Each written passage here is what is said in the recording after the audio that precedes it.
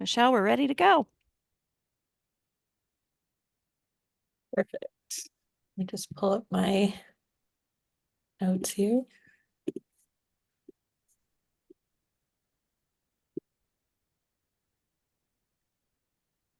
Okay.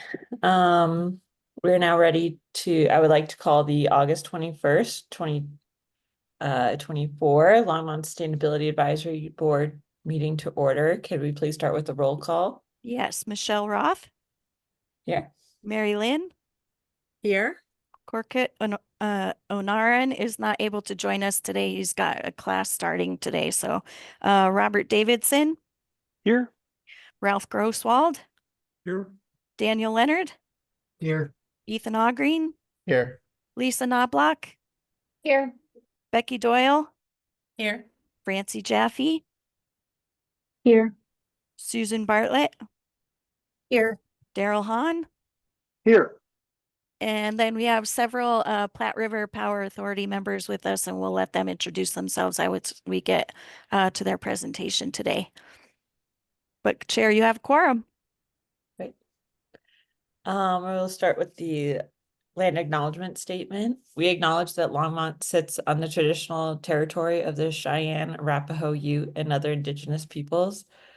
We honor the history and the living spiritual connection that the First Peoples have with this land. Is our commitment to face the injustices that happened when the land was taken and to educate our communities, ourselves, and our children to ensure that these injustices do not happen again. The Sustainability Advisory Board embraces diverse perspectives from its members and the public to create an inclusive space where everyone feels welcome to share their opinions. The board asks that all attendees listen and speak with respect and avoid attacks on individuals or specific group identities. So the first item we have on here is our approval of the minutes from our last meeting, July 17th. I would like to amend the minutes. When there is a member of the board who's absent, I think the minutes should reflect that and state whether that absence was excused or unexcused.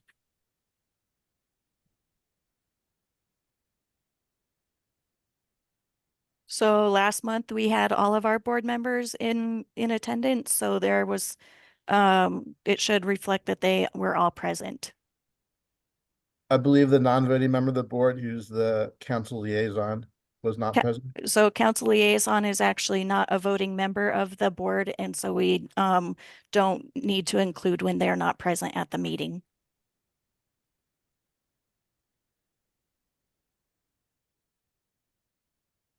Robert, did you have? Yeah, I noticed a typo in the roll call. My name got listed twice, but we left Corkut off. So I wanted to call that out. Thanks. Let me get that fixed.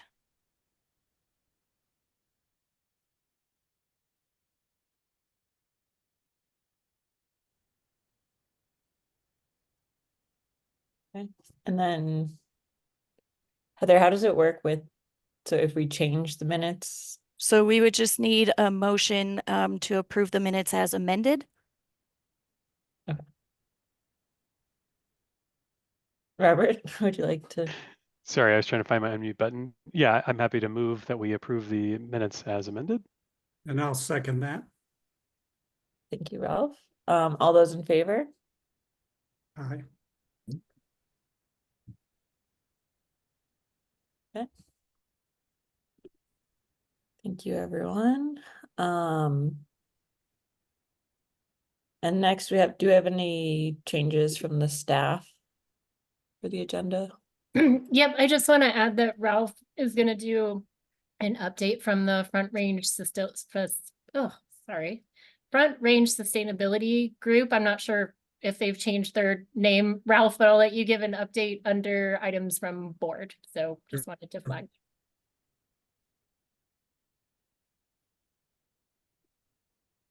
Okay. Okay, so then up first we have our general business then, which would be the Platte River Power Authority's Integrated Resource Plan. And Daryl Hahn is actually going to introduce them. So Yeah, thanks, Heather. Thanks, Michelle. Good afternoon. My name is Daryl Hahn. I'm the Electric Utility Director at LPC. Thanks for inviting us and Platte River this afternoon. Happy to talk about the IRP. I'm happy to listen to Platte River talk about the IRP. As you know, LPC is pursuing a 100% renewable energy supply by 2030 goal. Part of the pursuit of this goal is to ensure that we maintain our three pillars at LPC: reliability, sustainability, and affordability. And the good thing is Platte River is on the same page with us on those pillars. As you know, Platte River was formed over 50 years ago by the cities and towns of Longmont, Loveland, Fort Collins, and Estes Park. So we own Platte River. They are not really sort of this separate entity out there doing its own thing, and you know, we're sort of at their mercy. We're actually we have folks on the board. So there are eight board members at Platte River. Each city has 2 board members. So our board representatives are Mayor Peck and Dave Hornbacher, who's the assistant city manager over utilities and public works, my boss. So we collaborate at LPC with Platte River, and we partner with them, both their staff and their leadership, in a number of areas. So energy efficiency through their Energy Efficiency Works program. We rely on them for engineering and substation support to enhance what we already have at LPC. We collaborate with them on rate setting, storm and emergency response, and of course the 100% renewable goal. The IRP process, and they can probably talk a little bit more about this, included 12 public engagement sessions in the city of Longmont alone since 2022.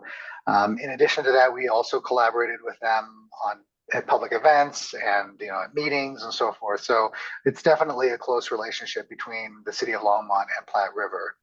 So having said that, I'm happy to introduce, I believe 3 folks will be speaking from Platte River. So Dr. Masood Ahmad, he's the senior manager of resource planning, and knows more about this stuff than has forgotten more about this stuff than I'll ever know. Mike Jones is the principal resource planner.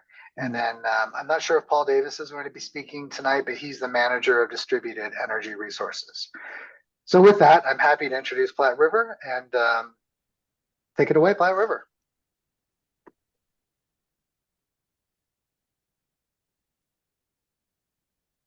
Hello. Thank you, Daryl. We can get started with the presentation. yep, I'm pulling it up. Give me 1 second here. While it's being pulled, I'm Masood Ahmad, and very pleased to be presenting you our integrated resource plan. I've been in the business for 35 years. I've done similar work for domestically with large utilities as well as overseas, and been with Platte River for 5 years in August. So really excited to be part of the effort to achieve the 90% goal, which is one of the most aggressive and progressive goals in the country. So that our leadership gave us. So today we will talk about our integrated resource plan that we had been working for almost 1.5 years, and our board approved last month. Can everybody hear me okay? Should we move forward? Yes. Great. Okay, good. Next slide, please. So this was the introduction. Next, please. So before we get into our plan, we want to show you how far we have come. The resource diversification policy that was passed in 2018 that told Platte River to work towards 100% non-carbon resource mix by 2030, and subject to our 3 core pillars of planning and operation, which is reliability, financial sustainability, and environmental responsibility. So those are the 3 pillars we hug every day when we go to work or when we go to work on our computers, and also our operating staff. And there were 9 caveats in the policy as well. The caveats said, well, you will get to 100% subject to the 9 developments in technology and regulatory areas that has to happen. And so, but we went into action immediately. So in 2018, we produced 352 gigawatt hours of wind and solar. Of course, we had renewable energy from hydro. And by the end of 2023, we had reached 2.7 times of that level, mainly because of the roundhouse wind that we added during this time. Now, I'm sure you followed, we broke ground in last month on one of the largest solar plants in northern Colorado, 257 megawatts. And once that, so it's committed, agreements have been signed, construction is starting. So when that comes online, we will have reached 4.2 times of our what we were in 2018. So that's pretty impressive progress considering we had COVID and delays and all that. Now, the top line on this chart shows our average annual energy consumption. This is not a hour-to-hour load. This is annualized over the full year. It's 3.2 million megawatt hours. And you can see, so, by when the solar is added, we are almost 2/3 there. And then when, we are still negotiating other projects, and that's the kind of the dashed area. So once their negotiations are complete and they are online by 2028, we expect to reach, slightly below 2.9 million. And then there may be other projects also in the pipeline to get us to the full goal. So, this, if you look at in terms of percentage terms, not absolute numbers, because you have to consider our size, this is probably would be one of the most rapid decarbonization efforts in the utility sector. Next, please. So what is an IRP? IRP is an integrated resource plan where utilities plan for their customers' future needs, and they consider how the customer's demand is going to grow as they, add more, as our communities expand, as people go to more electrification, people go to more electric heating. So our demand is going to grow and change over time. And then they also say the customers are going to bring some resources at their rooftops. They will have rooftop solar. Some will have, their own storage like Powerwall or other resources. So, and then say, okay, this is the load and this is what the customer's resources are. And then we integrate what we have to bring Platte River from the supply side to meet the customer's load with reliability. Since power sector is a very capital intensive, these plans are long-term. And, it's a 20-year plan. And our goal is, as I mentioned, resource diversification policy and the state clean energy plan, which requires all utilities in the state to reduce their CO2 emissions by 80% from 2005 levels by 2030. So those are the two driving factors for our planning. And since the industry is changing so fast and our consumer preferences are changing and regulatory mandates are changing, so typically utilities repeat these plans every 3 to 5 years. And we are required to file with WAPA, Western Area Power Administration, which provides us hydroelectric power every 5 years. But we've been kind of expediting. We did the IRP in 2016. Then we expedited the next one. We did it 2020 after the passage of RDP and the State Clean Energy Plan. And now we did in 2024. And so we are expediting as well. The chart on the right shows our, in 2024, expected low consumption of energy across our 4 owner communities.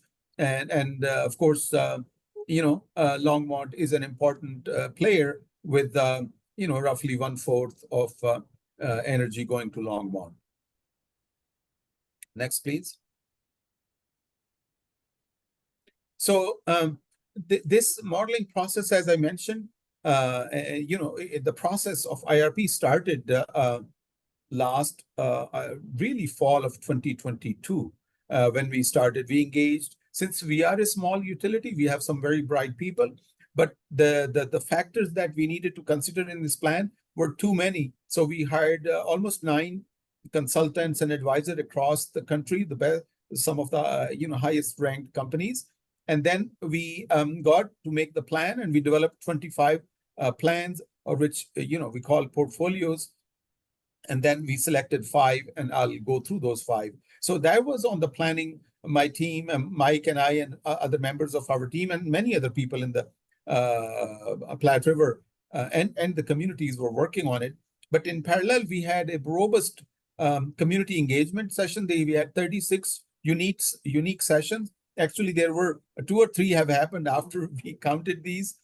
So we have individual sessions. We had 3 main sessions at our headquarters in Fort Collins, and where we have and then in addition to that, we have a dedicated IRP microsite where we have put the plan, interim plans, all the presentations, as well as the studies from consultants.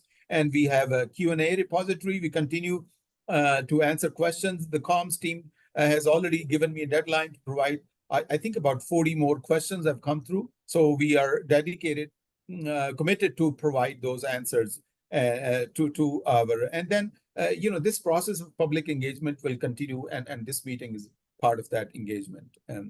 And thank you again for the opportunity to speak to you. Next, please. So when we started in the fall of 2022, what was the problem we were looking at? Look at the chart on the left. In 2022, Platte River produced about 4.5 million megawatt hours total energy production. And out of that, over 2.5 million, or 60%, was from coal, the lowest bar. Then there was some, gas production and renewables, and then we had purchases, hydro as well. So 2.5 million megawatt hours of coal. And then we had a 431 megawatt of coal capacity. So you can see, coal was less than 50% of total capacity, but produced more than 60% of the energy. So we had to replace that energy and capacity with solar, wind, battery storage, and virtual power plant that we will talk in later. Paul Davis, my colleague, will cover that. Next, please. So we talked about energy and capacity. So there are 3 things the grid needs: energy, capacity, and flexibility. And these are slightly related, but slightly different things. Energy is the ability to do work when electrons come and do work for you, run your AC or turn your light on. That's energy. And the capacity is the energy on demand. So when you need the energy, that energy is available in a simple terms. And the flexibility is the ability to change the output of change the energy level from that source.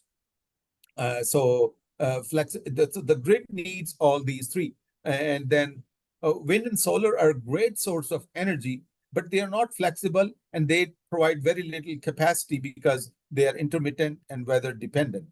The chart on the right shows that what were our options. So for example, nuclear is a great source of energy. It's a great source of capacity. Flexibility is somewhat limited because you have to keep this for safety reason, continuously operating the nuclear reactor. So, but it wasn't an option for us. I mean, we are a small utility, and nuclears are typically large plants. The small modular reactor, where a new generation of reactors that is being built, is not operational and commercially available for our time frame before 2030. So coal was not an option. Gas was an option. Gas provides everything: energy, capacity, and flexibility. Hydro storage provides energy, power capacity, and flexibility, but it was not an option. Nobody is building new storage capacity in our area. Of course, then wind and solar, great source of energy, and they were our options. Storage is energy and capacity, limited flexibility, and they are of course, was an option for us. Geothermal provides energy and capacity, but not a lot of flexibility. They weren't an option for us. And virtual power plant provides all of it. It's limited flexibility, and it is an option for us. We consider it in our planning, and this is when our customers become consumers, become prosumers, so they produce as well. And my colleague Paul will talk more about that. So we had, So we had a few, there was a lot of possibilities, but few real options that we had to consider. Next, please. Thank you. So the IRP process is really, it's a complex analytical process. And we start with starting on the left, we did a lot of external studies, and we got the input from our customers. And what is the studies are, what is the price forecast? What are the available low or no carbon technologies? How much spare capacity we should be building? We call it planning reserve margin, and a lot of other assumptions. Then we needed to know what is the cost of these resources, renewables and storage, and then we needed to know from Paul and his team how much is our customers are expected to provide, how much is the load going to be on how many more people are going to buy the cars, and how many people will be converting to bringing on solar on the rooftop. So and then we had all these inputs we feed into a model, complex optimization model that Plexus, and it's used by 400 large utilities across the world. It's an industry, kind of a industry, I wouldn't say standard, but very highly used tool. So with that tool, we tell it, okay, we have all these assumptions for the next 20 years. Give us a resource plan which minimizes the cost to our customers and minimizes the CO2 emissions, because that's our charge. And then the model, after a lot of work and iterations and hundreds of hours of work and the computer time, we come up with a portfolio which is like, okay, in year one you will build some X amount of renewable and Y amount of storage, and then year two you will build A and B amount, and so 20 year you have a schedule of a new build out. So once that plan is built, we test it for reliability. How reliable it's going to be? We test it for dark calms. Dark calm is a period of extended period of low or no production of renewables, and we'll talk a little bit more about that. We test it against extreme weather, and we test it against historical profiles of wind and solar generation. So this testing either passes or fails your portfolio. This is no different than you build your investment portfolio for retirement, and then you stress test it. And if the portfolio fails, if the market drops 40%, are you still going to have money or not? And so if the portfolio doesn't pass, you modify some of your investments. So we continue this process until we have an acceptable portfolio. And then, of course, once we develop selected 5 portfolios, we file with WAPA. Next, please. So some of the challenges of renewable intermittency that we face, the chart on the left is a hourly load across a day from 1 a.m. to midnight in the morning to 12 p.m. at midnight. It shows the hourly demand in a white chart. So this is summer day. The load at 1 o'clock is a little bit higher, or a little bit over 400 megawatt. It goes down to less than 400 as the night cools off. And then as the sun comes up, the load starts picking. And then, by 4 p.m., the load is almost 700 megawatt peaks and then starts declining. The green line shows the generation of renewable energy. Now, this, as you all know, it's probably not as windy in summer. So you had overnight, you had some wind, some hydro coming, but when the day comes, the solar energy kicks in, and by 9 a.m., we are generating more energy than we are using. So green line crosses the white line. And then we start storing that energy. And then in the afternoon, around 2 o'clock, when the load is really high, around 4, the generation of solar starts declining. And then, we have to, the generation is lower than the demand.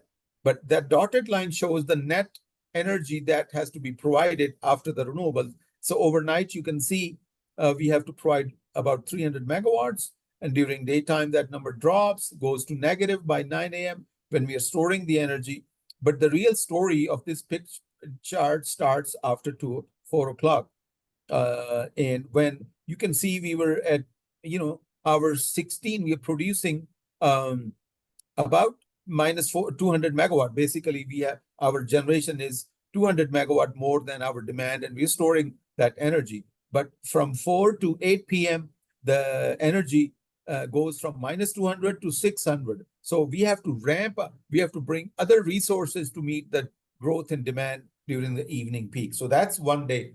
The chart on the right shows dark calm period. This is the winter storm Uri that wreaked havoc in Texas. More than 250 people died. Luckily, we kept our lights on, and there was no losses in our part of the country. But we did see some interesting things in our system. So the white line shows the load. This is winter. Our load is lower. So it was going from 350 to 400, little over 450 megawatt. This is on February 12.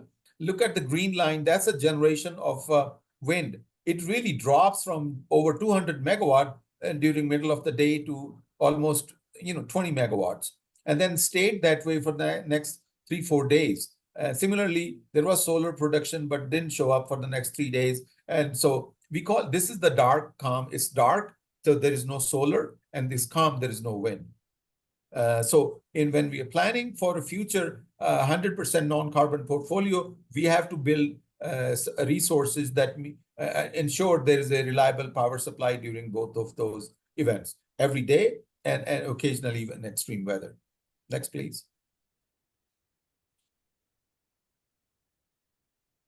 The other challenge was the cost. So the chart on the left shows the cost of renewable in 2019 when the resource diversification policy was passed. If you were looking back, in the past 10 years, the cost of renewable had dropped from almost 90%. That's when the board said, oh yeah, we expect this to continue to drop, maybe at a lower pace, but we will, we can go to 100% non-carbon future with the cost being so. But then, after the policy was passed and started implementing, we did get some very attractive prices on wind that we brought on in 2019. We signed the contract. But then, the story started changing. And the chart on the right and the green line shows that, which tracks the PPA cost of renewables. And it shows the renewable cost almost double in last 4 years. So we were, the wind that we were bought was below $20 or 2 cents a kilowatt hour. And now it's almost double. And that's across the country. The green line is the US. The Europe has seen a decline, but US prices continue to rise because we are trying to onshore the production of renewable resources and storage as well. So that's kind of keeping the cost a little higher. So those are the two challenges that the resource planner, our plan, was facing when we were developing this plan: rising cost and ensuring reliability with renewables. Next, please. So now I'm going to give it to my colleague, Mike Jones. He will take it from here.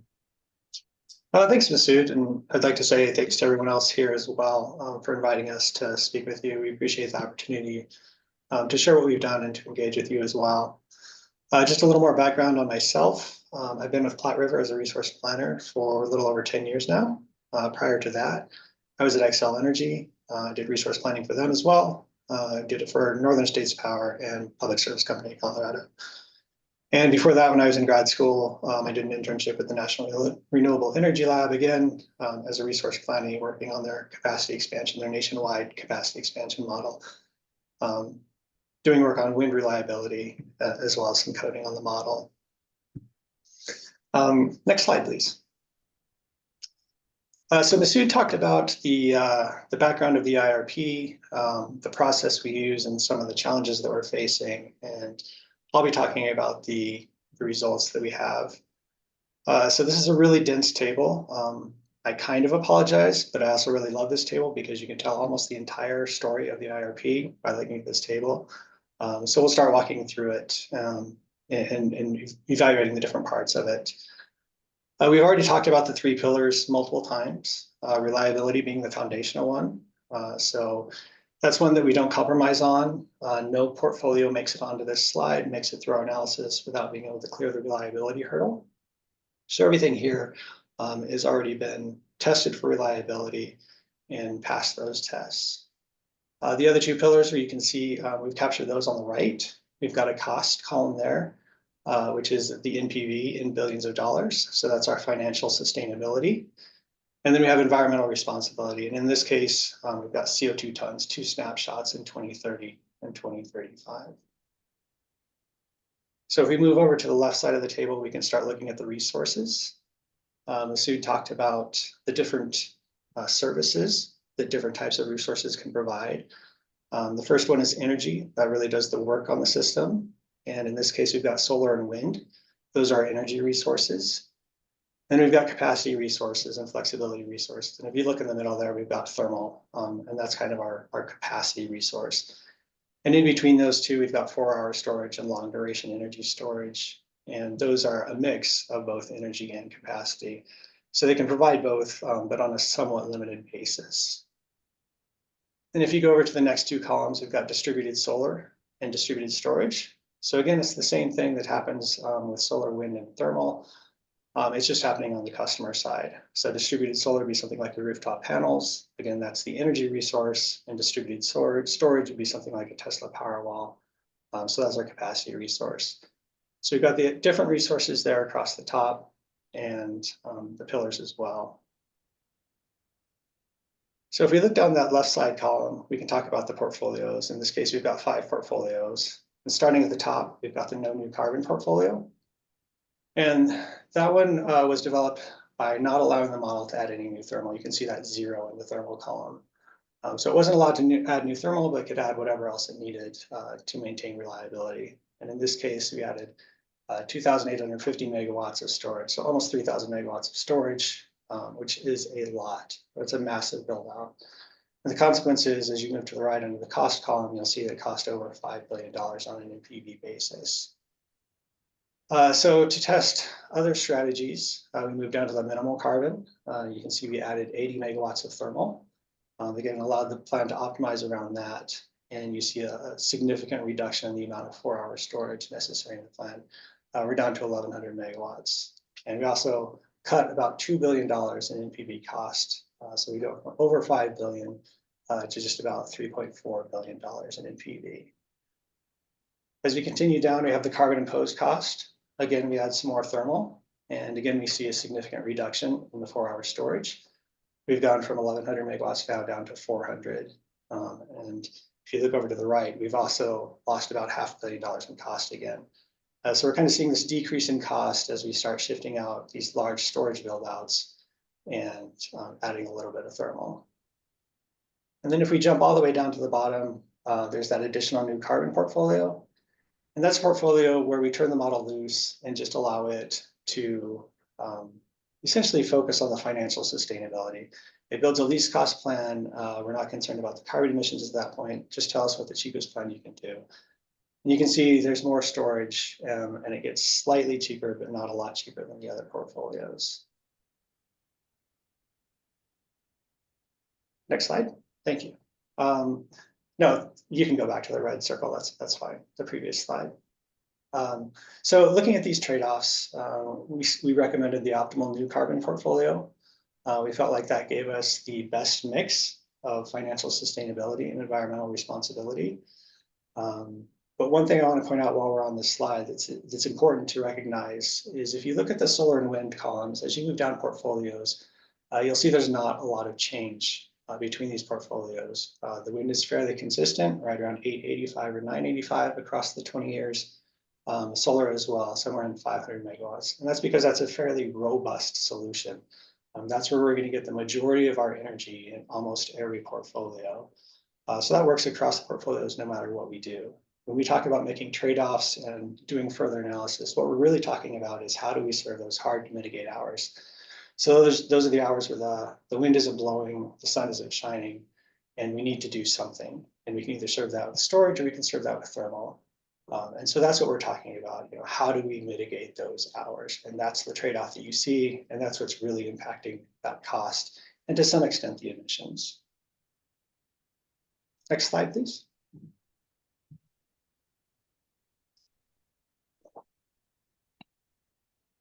So this is just another look at the portfolio cost. On the right, you'll recognize the 20-year NPV. We saw that in the table before. And you can see, you know, the 5 billion plans dropping down to just a little over 3 billion, kind of asymptotically approaching that just under 3 billion. So we saw that information before, but what we didn't see was how it looks over time. And I don't think there's any surprises here, given that our portfolio transformation is happening in the late 2020s up to 2030. That, you know, that's where we see the costs incurring, especially in the no carbon plan, where we have that massive battery build out. You see a significant cost increase. Same with the minimal new carbon, that purple line in the middle, you can still see a significant cost increase. The other three portfolios track each other fairly well across time. There's a little bit of daylight. Some of them may add resources at different times, but for the most part, they track each other. We do see a little bit of cost continue to rise as we see load growth. We're adding new resources and seeing some inflation as well. Next slide, please.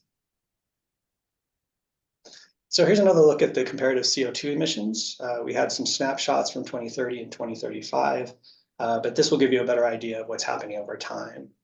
So on the left, we have total stack CO2 emissions, and you can see a dashed black line there, just above 3 million, and that's our 2005 baseline.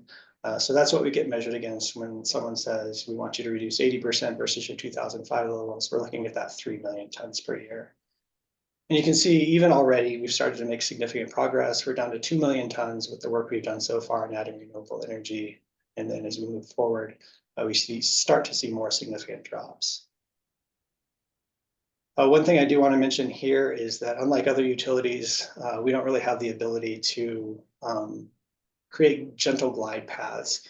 The other utilities can retire plants here and there. As they get older, they can retire them. They have a large enough portfolio that individual retirements don't impact them. We're not quite the same. We have to make stepwise changes.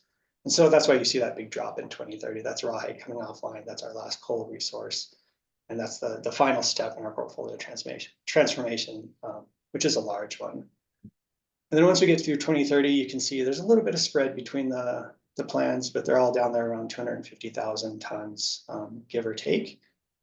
And they stay similar until you get to 2035 when we start to blend hydrogen into the fuel mix on some of our CTs, and that reduces emissions further until you get out to 2040 when they all collapse to zero. If we take a look at the right-hand side, that's a somewhat easier way to look at this. It's percent emission reduction relative to 2005. It's the same story as on the left side, it's just done on a percentage basis. And I think that tells maybe a story that's a little easier to digest because you can see by 2030, the axes are a little hard to read, but by 2030, we're up above 90% in every portfolio. So relative to 2005, we reduced our carbon emissions by over 90%. They're all very close together. The additional new carbon does stand out a little bit, but the rest of them are very tight. And then as we move out through 35 and start adding hydrogen to the fuel mix, we clean up that last few percent and get up into the very high 90% until we get out to 2040. And we've eliminated carbon from our portfolio. Next slide. So as we talked about, we recommended the optimal new portfolio as being the best balance. And the board approved that portfolio. And that's what we've showcased in our IRP that we filed with WAPA. And for a number of reasons, if you look at the right, those check boxes, those first three are the kind of core pillars that we talked about earlier. But I'd like to talk a little bit more about those bottom three because those are a significant driver of the choices we made. One of those is proven technology. We're moving fast, as Masood described. We've got a lot of work to do. 2030 is not that far away in utility terms. We'd like to get everything online sooner than that. 2028 is the goal, so that we can start to understand how the system works, make sure everything's functioning properly before we retire Rawhide. So we really have a few years. We don't have the luxury of waiting around for possible technology to come along to test things and see whether they pass or fail. So we're working with proven technology, but the upside is that we have future adaptability. And that was critical to us from the start. That was something that we put right in at the beginning of the plan, is it has to be adaptable. And so that's what these gas turbines are, they're capable of moving towards 100% carbon fuel. So while we are working with proven technology, we are happy with the fact that we can continue to evolve as technology evolves. We're not locked in. Next slide, please. So we'll go back and revisit what Masood was talking about, kind of the challenge we're facing. If you look at 2018, on the left in this chart, you can see that of the 4 gigawatt hours that we generated in 2018, 2.5 came from coal. But by 2030, we've eliminated that from our portfolio mix and replaced that with non-carbon resources. So our non-carbon is expand from 24% to 85%. You can see there, we do still continue to burn some gas, but it's less than 10%. And again, that's to capture those hard to mitigate hours, a day here, 3 days there, 5 days where the wind isn't blowing, the sun isn't shining. No matter how many megawatts of nameplate capacity you had in wind and solar, it just wouldn't do you any good. So that's what we're doing there. And then you can see significant CO2 reductions. We talked about the 3 million tons that we were starting from, and a reduction of 2.75 million tons. And finally, we do see, of course, a cost increase. And here we note it's 87%. Part of that is the portfolio, and part of that is general inflation as well. Next slide. So there's always next steps. We're happy with the plan we've developed. We think it's a solid plan, but now the next step is implementation. And as Masood alluded to, that can be challenging because we're kind of in a new environment post-COVID. Supply chains have become brittle and somewhat unreliable. There's regulatory uncertainty around tariffs as countries fight onshore production and protect their industries. So developers are dealing with all of those uncertainties and trying to bring projects online. And that adds friction, that adds uncertainty, and that can add costs. And at the same time, we're also competing, maybe competing is a strong word. We're also moving simultaneously with other utilities. There's limited projects, limited land, limited solar panels. We all want to get moving on this by 2030. So we do have to deal with the fact that other utilities are trying to execute the same projects that we might try. So execution, we have to remember just to be flexible, continue work, and be creative. We're also continuing our public engagement. And I think that's important. It's good to get out and educate the public and to have them educate us on how they feel about the plan. So we got this, and we continue to have more meetings in the future. And then it's important to note that we have a just transition plan for Rawhide as we close that down in 2030. That's something that the state actually requires of all the utilities. It's something we would have done anyway. We want to make sure that we maintain a solid workforce because we may be changing how we're doing our jobs, but we're not changing what we're doing. We're still going to be a utility with obligation to serve these four communities. And so we want to keep those workers that are well-trained in the industry around. And then there's the distributed energy resources. So that's going to take a lot of work as well. There's programs to develop and technology that needs to be integrated. So that's a big process. And Paul can talk about that a little bit more, but before I turn it over to him, I will note that this is a snapshot in time. We've used the inputs that we have available to us now, the knowledge we have available to us now.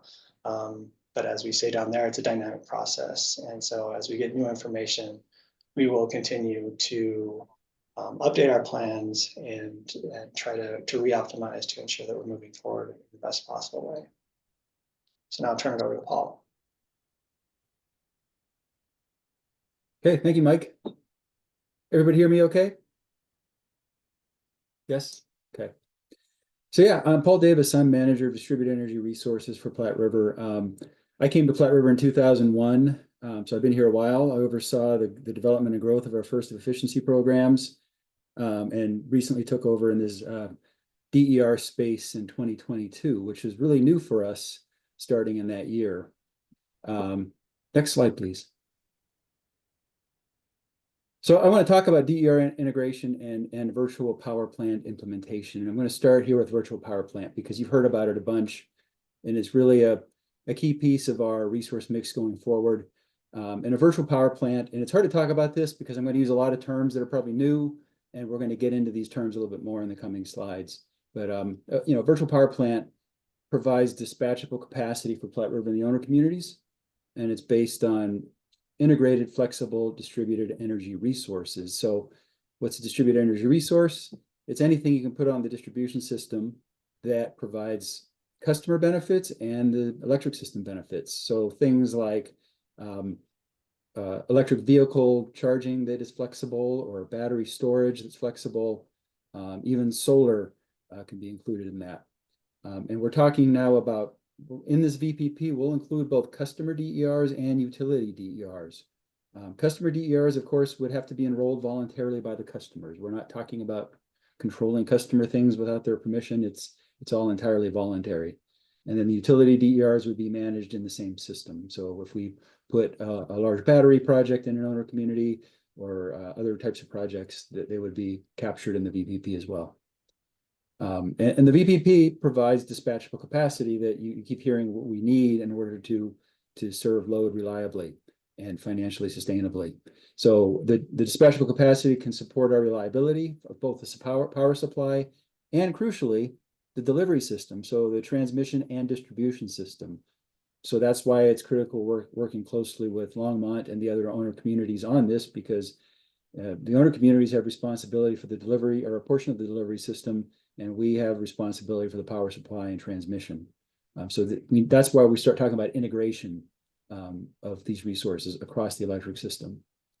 And also, we want to use this dispatchable capacity to make better use of the intermittent non-carbon generation. So we know that wind and solar don't always occur when there's load. Sometimes there will be surplus wind and solar relative to load. And Masood showed you that slide where there was surplus solar on even a peak summer day.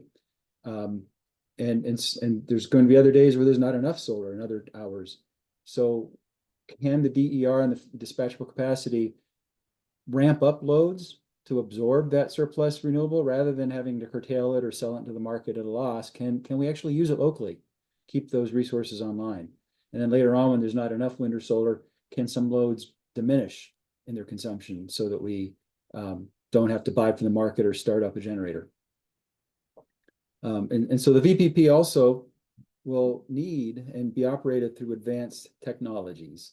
And these are many technologies. Some of them are here today at the owner communities in Platte River, but many of them are new, and we're in the process of implementing them. Things like communication, monitoring, and control systems. We're going to have to talk to perhaps thousands of DERs out in people's homes and businesses. So we need systems that enable that communication, monitoring, and control in near real time.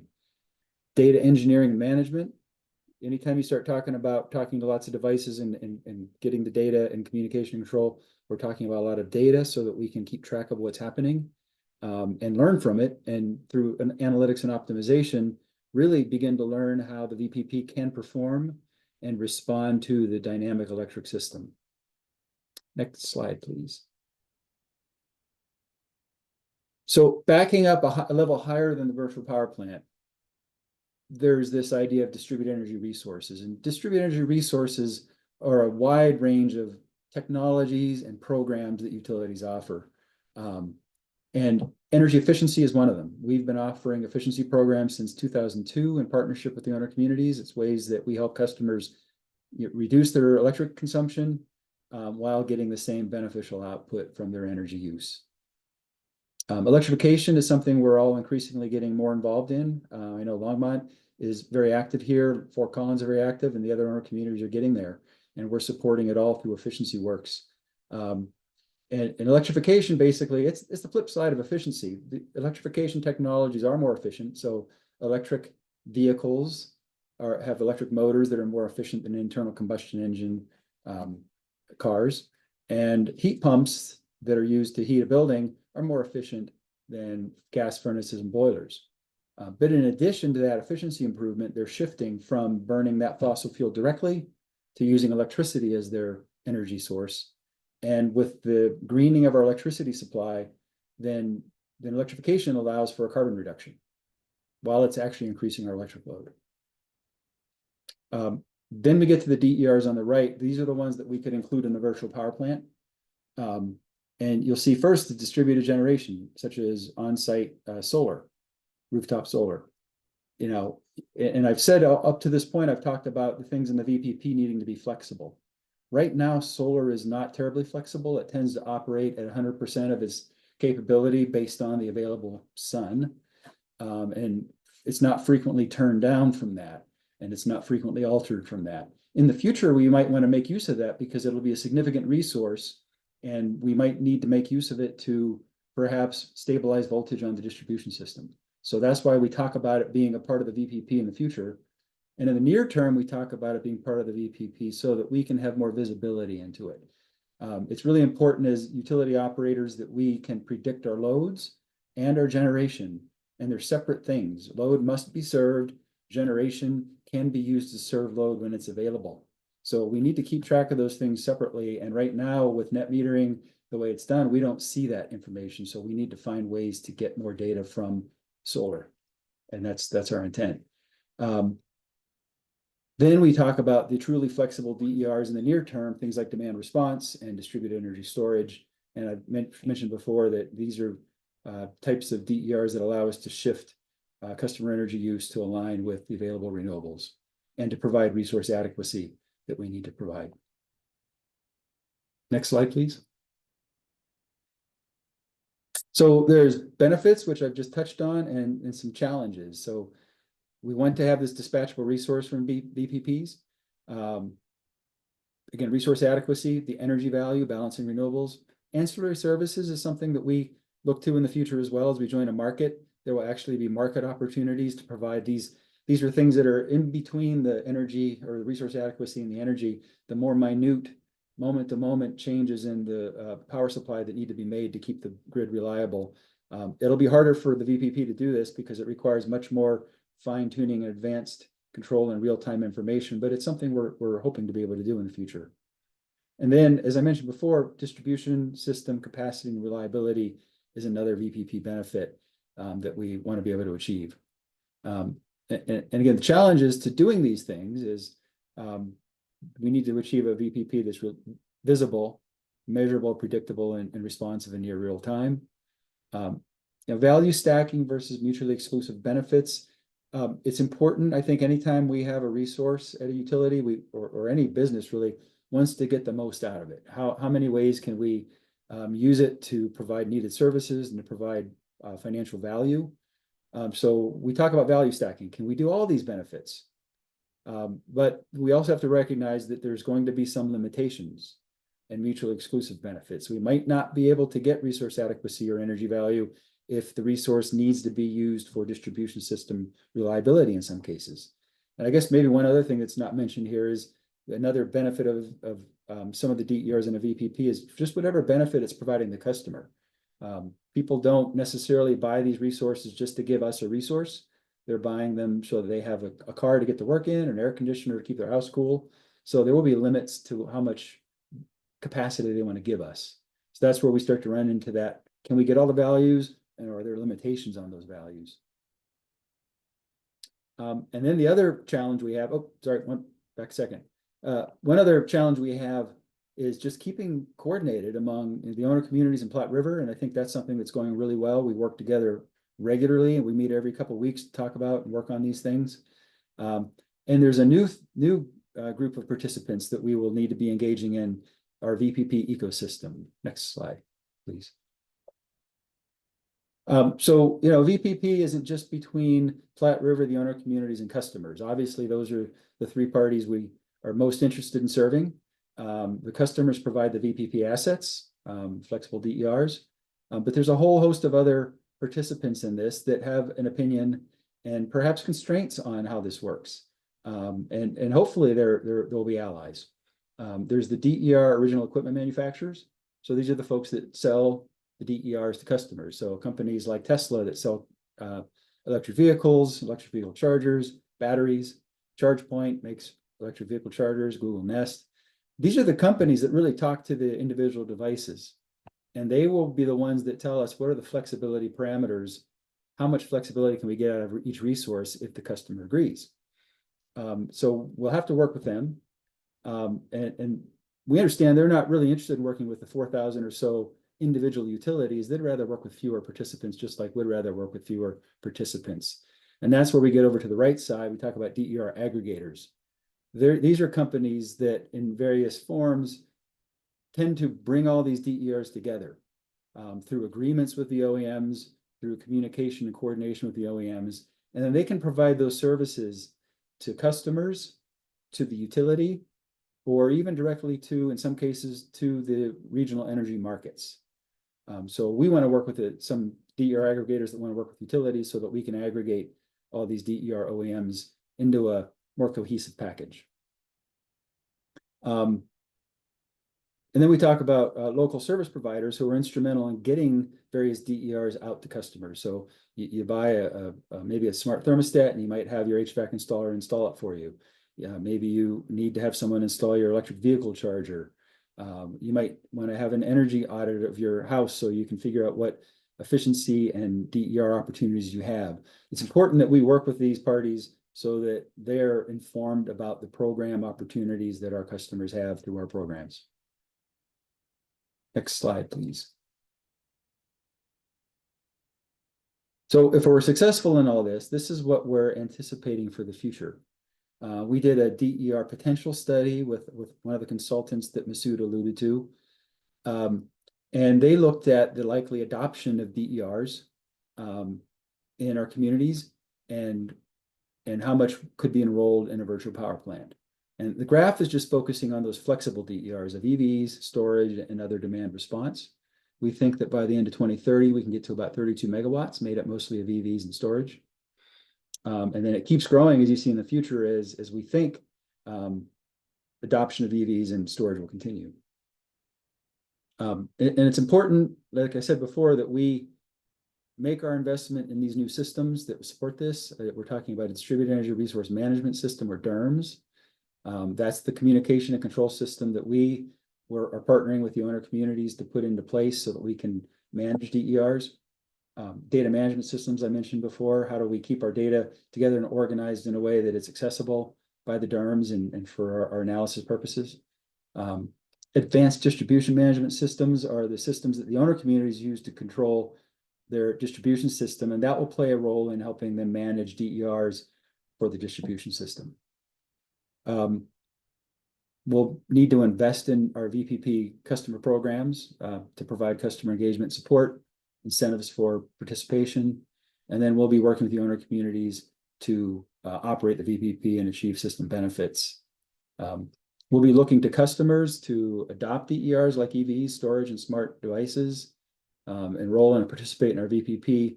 And just to get a sense of the magnitude of this, we're anticipating that we will need 50,000 DERs, individual DER devices, to provide 32 megawatts in 2030. And so that could be 50,000 individual customers, or if every customer adopts 2 devices, it might be 25,000 customers. Either way, that's a lot of participation for a group of utilities that has about 180,000 customers. It represents a pretty sizable participation percentage.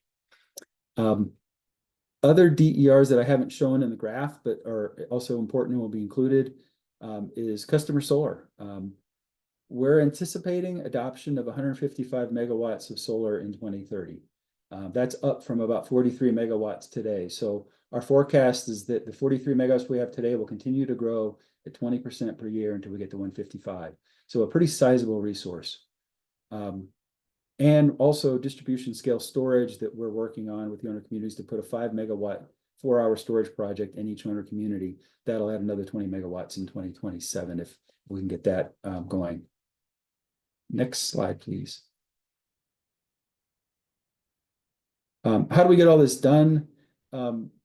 we've been working with the owner communities again since 2002 on efficiency programs, and then since 2014, we put together a common brand we call Efficiency Works, because we've been working together a long time, but we didn't have a cohesive look and feel and way to reach out for customers to get help.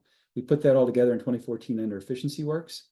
It's there that we provide energy advising, product information education, facility and home assessments to customers. We provide incentives and income qualified programs through Efficiency Works. And right now those programs are focused on electrification and efficiency, but we soon hope to use the same platform for enrollment in our VPP programs. Next slide, please. And this is the last one. So where are we going from here? Again, continuing our collaboration with the owner communities to make this all work. We need to complete our vendor selection and contracting for a DERMS and VPP program implementer. We issued an RFP earlier this year. We got proposals a few weeks ago, and we're frantically reading through hundreds of pages of proposals to come up with a group of vendors that we think can do the job that we need to have done.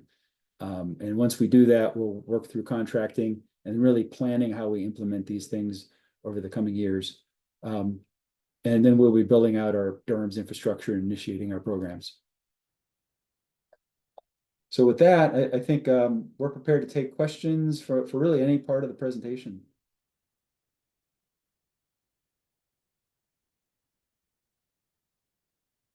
I saw Ralph first. Thank you, Michelle. I had a couple questions, but it's getting late, so I'll narrow it down. I was curious how the baseline of 2005 compares to energy consumption today to see how much we're handicapping these estimates. Yeah, that's actually a really good question. I took a look at that today just because I thought it might come up. I think we're seeing about 10% more energy now than we were back in 2005. Thank you. Robert? Sure thing. So the purchase power was like a non-negligible portion of our future energy contributions, right? I assume that is power produced at a time when it's coming from carbon-oriented sources. Is that the reality of that likely purchase power mix? Because I'm not sure that's really clear in there, but I assume it's in times when we're not producing our own wind and solar, and neither is anybody else. So what does that look like? That's a good question. It's hard to say what the resource mix of the market will be in 2030 timeframe. Since we joined the WISE market since last 1 year, we have bought almost 1 million megawatt hours of energy, 850 or something, I'm rounding it to million, in 1 year, and which is mostly displaced. The cost of that energy has been lower than the marginal cost of our coal units. And so that has displaced coal. So, but still we cannot say it's likely that has a larger renewable or there may be more efficient coal plants. It's hard to say, but when everything goes into the market to come up with the marginal emission rate of the megawatt hours that you're purchasing. However, markets are working towards that goal where they are able to produce, okay, what is the marginal emission rate every hour? And then we will be able to quantify. But, as you know, all utilities in Colorado are required to comply with the law that requires 80% reduction. So they're all adding large amounts of renewables. So it will be a combination of renewable and non-renewables sources, but it'll be hard for us to put any number. For the sake of our carbon accounting, Masood, isn't it fair to say that given that we don't know what it is, we burden it with an estimated carbon emission that's representative of sort of the regional carbon rate determined by EPA? Yes. So yeah, we're not assuming it's renewables. Right. Yeah, we are not assuming, but the state has provided guidelines for 2030 that they're saying the emission rate of the energy to check the compliance with the law. They say if you buy from the market, that energy has a rate of 450 pounds per megawatt hour of CO2. Compare that with a coal plant has almost 2,000 pounds. A combined cycle plant has about 1,000 pounds per MMBTU. Sorry, 1,000 pounds per megawatt hour. And then, this is 450 is a mixture of renewable and other sources. Thank you. Thank you. I see Daniel next. Thank you. Just gotta say, I really enjoyed reading this report. It was great. A lot of fun. Yeah, keeping kind of my questions short too. I do have follow-ups just in case, but I wanted to make sure everyone got maybe their first one in. But I was curious specifically, for our purposes, are there certain policy recommendations or considerations the city of Longmont should be working on when it comes to supporting the consumer solar goals in particular, but all consumer, participation in this infrastructure? And I'm thinking in particular because consumer solar is becoming increasingly daunting, both for price and navigating vendors, technology. And so I'm just wondering what city of Longmont should be doing to prepare, to pull our weight in getting consumer solar rolling to meet these expectations. I mean, I think you're already doing it. Maybe it's a question for Longmont more than us. But Longmont is working, and I think has gotten approved a new solar rate that's trying to get the rate right. I mean, I think one of the things you want to do is get the rate signal right. One of the things, and I'll just say for our part, and I see Susan came on, what's really most critical for us, again, we are planning on solar adoption. We are anticipating 20% growth per year. And whether that happens or not, we're prepared to continue the decarbonization process. We can provide the solar as well. But what we're having trouble with, and as if you picked up from Mike's portion of the discussion, was that the hard part of this is the storage. That's the hard part. The solar is not the hard part. And so we need the storage and the flexible DERs more than anything. And that's what we really want to look to, is how do we facilitate and encourage more customers to adopt storage with their solar, and really not only for our benefit of keeping the grid reliable and financially sustainable, but it provides another benefit. And it's not often that there are power outages, but some people see that as a benefit. If there's a power outage, I got solar and storage on my house. So it at least provides that, again, that value stacking, although that value may not be huge for everybody, it does provide another value. Anything to add, Susan? I would just follow Paul by saying that we are working on our city policies related to interconnections for solar and other distributed energy resources, particularly batteries.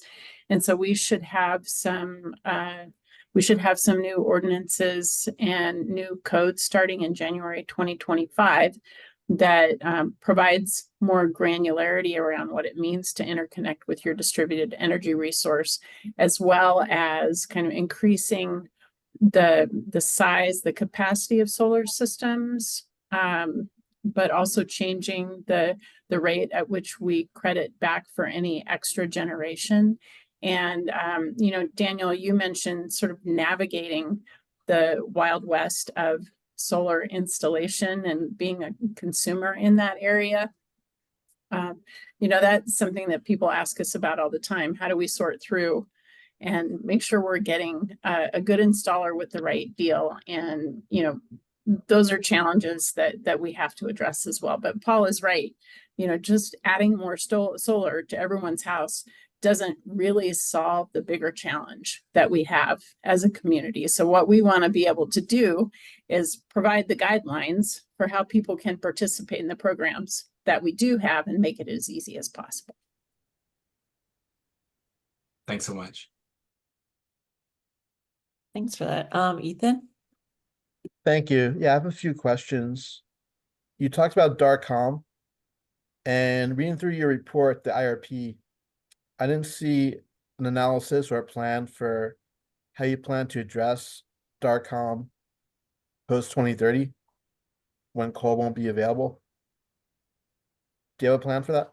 Yes, thank you. Very good question. So Dark-Coms are an integral part of reliability testing our portfolios.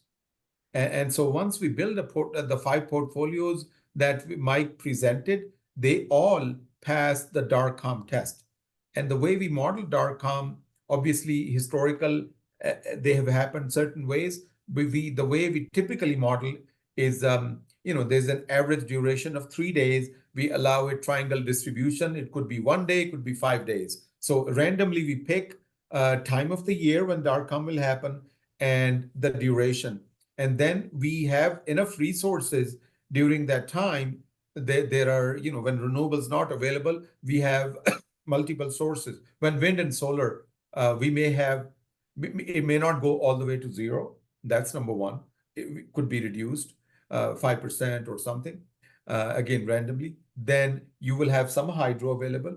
You will have some charging because these events happen randomly. It's not like you plan and you charge your batteries fully. So, you will have some charge in the batteries, and you have some help from the market, also other utilities, and you have your dispatchable resources available, the CTs and the aeroderivatives that we are building. So all those forces combined will be able to help us through those DARCOMs.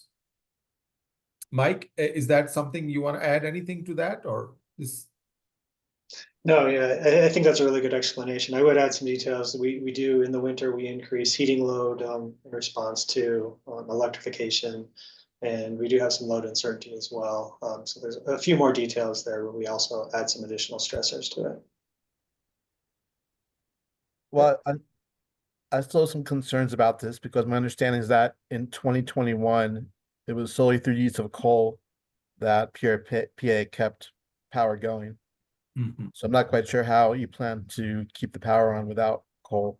And natural gas may not be available because that could be disrupted by the DARCOM if it's an extreme cold event. Yeah, that's a good point. I mean, fuel is another totally different element that we need to be looking at that. And so for our planning purposes, we assume that we will have a firm reservation of for fuel delivery for gas pipeline. And we'll spend millions of dollars to make a firm reservation on pipelines. So typically when it's really cold, the molecule is not the problem, transportation is the problem. So if you can get firm transportation, we think we should be able to live through that. But that area that you're raising a very good point, Ethan, we need to investigate that a little bit more, how to ensure fuel availability during DARCOMs. And what we've been working on is, get a winter package. We call, our turbines should be able to run when it's extreme cold, it's -20, -30. But fuel side is we need to investigate more, but we're comfortable between now and 2030. We should be able to have strategies and policies and instruments in place to ensure fuel. Well, I think it'd be really good to include this type of discussion in the IRP and maybe include where you're still working on the answers. But moving on, I noticed that a lot of your new solar farms are located in Weld County, which is part of what's called Hail Alley. It's one of the highest instances of hail in the country. And I didn't see a plan in the IRP to mitigate hail damage. There was an incident in Texas earlier this year where there was severe hail, and it seems to have reduced the output of the solar farm by about half. That's a very good question, and I'll give you a high-level answer, and then we can give you more specifics if we have follow-up with in writing. So the way we have solar farm is we have a contract with a third party, the Qcell, which is one of the largest solar cell makers, I think, outside of China. So they will guarantee a certain performance of the solar plant because we are paying them fixed payments, and they are held to certain performance standards. So if the damage is minor, they will have enough resource. If they don't make enough megawatt hours, they don't get paid, and there are penalties associated with the plan. And so we will hold them accountable to replace the damaged panels in a timely manner.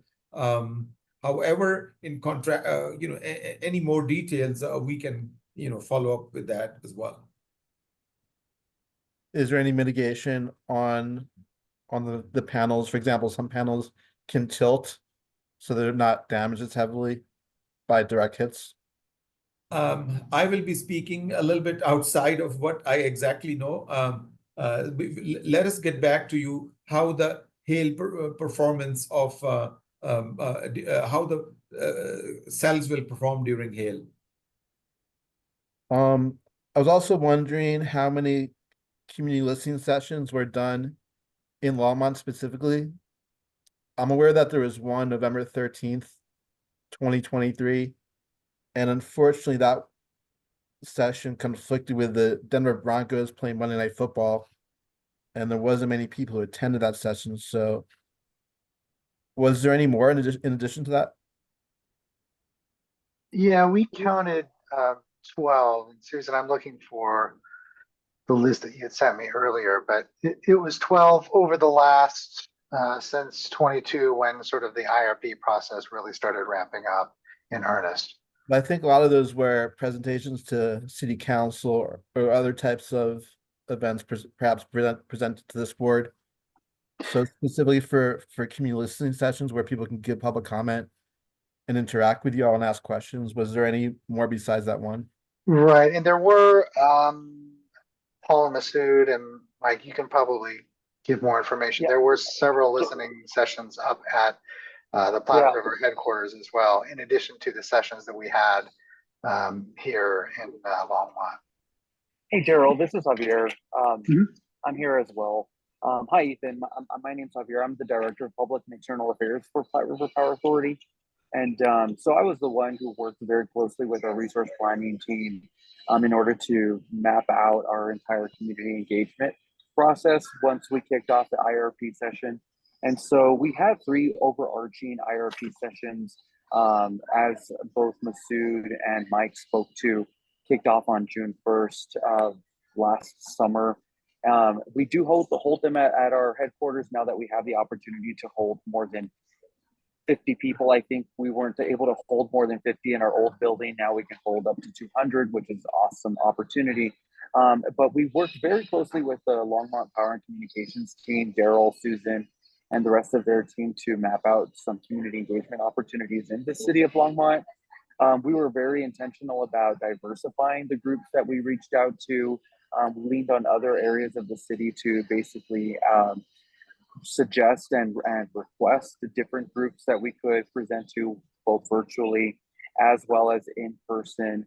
Those sets of questions that we received, we followed them up with some answers, folded them into our FAQs and our Q&As. And so we were very, very thoughtful in how to engage. Plus, we also are very engaged with both the Longmont Chamber and LPC in terms of community outreach events like the EV event, as well as Earth Day events that happen as well, where Mayor Joan Peck is very involved there as well. So, I hear you about Denver Broncos. I'll tell you, I'm not a sports fan by any means. I don't follow their schedules, but we were very thoughtful in choosing a date that we thought, both a date and a time, I should say, that would allow people to travel in, considering both Estes Park and Longmont are the most furthest communities from our headquarters. I would say, though, that out of all of our IRP sessions, this last one that we hosted on July 17th was by far our most well attended, both in person and virtually. So we were really happy to see such great engagement. And the way we did the outreach there, we leaned on paid media, earned media, and social media, as well as the social media channels that both entities, LPC and Platte River, have. So hopefully that helps provide some further insight as to what we did on our engagement. And we'll continue to do that as we move through, because we understand education is very important as we make this transition. And Ethan, I did find, we have a partial list here. So starting in August of 2022, Platte River came to City Council.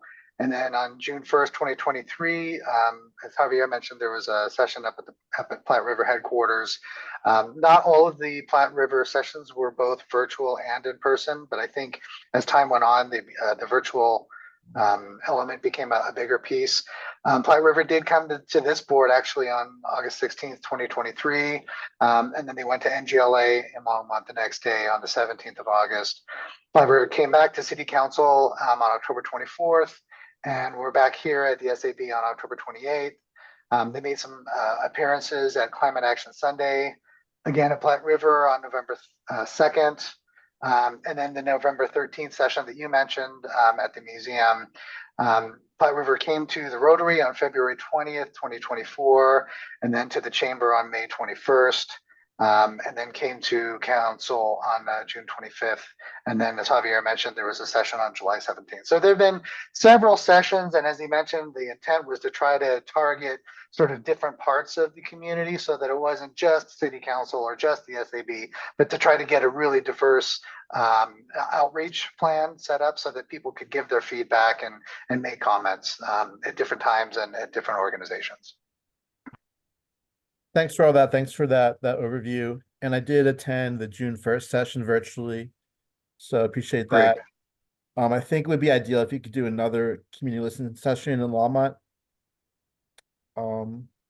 But I see the other hands up, so I'll let you move on.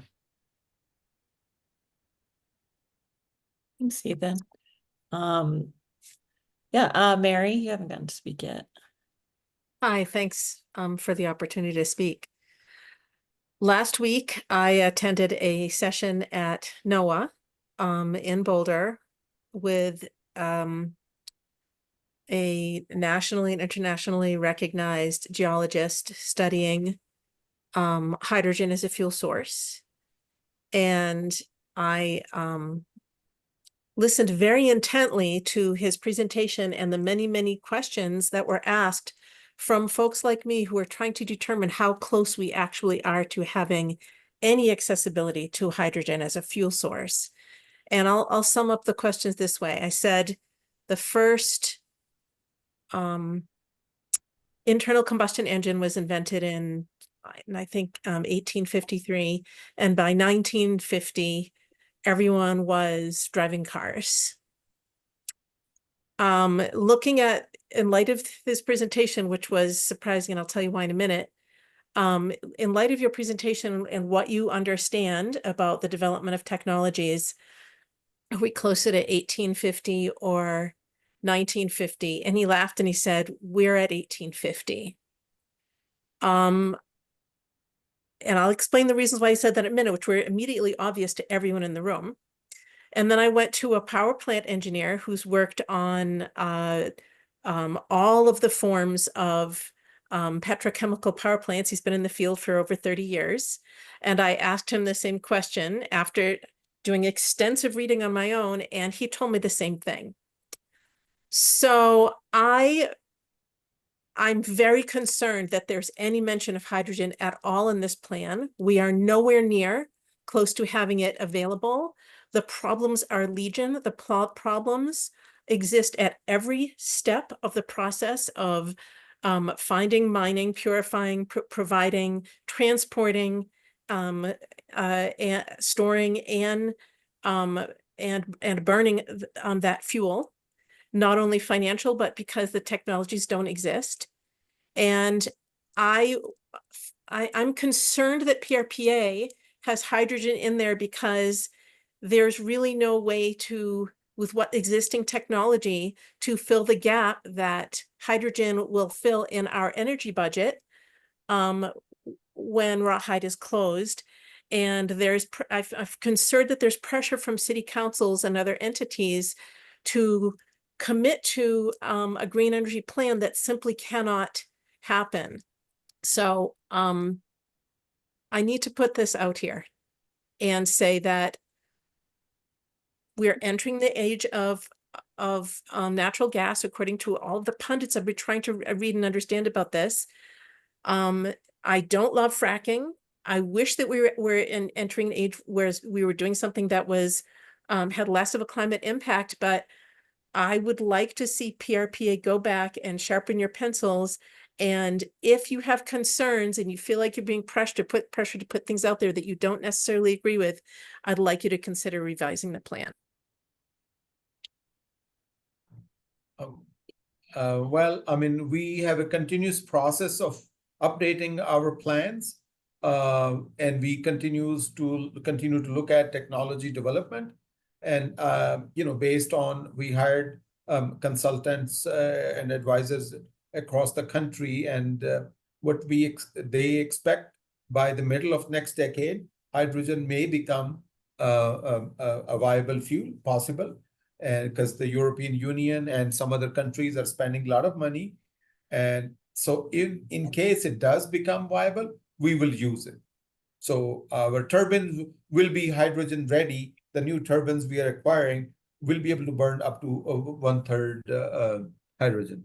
May possibly, but the Masood, they don't know how to find it. They don't know how to, even if they do find it, they don't know which form is best to find it in. This is from the expert who's studying these things. He's trying to put together the roadmap.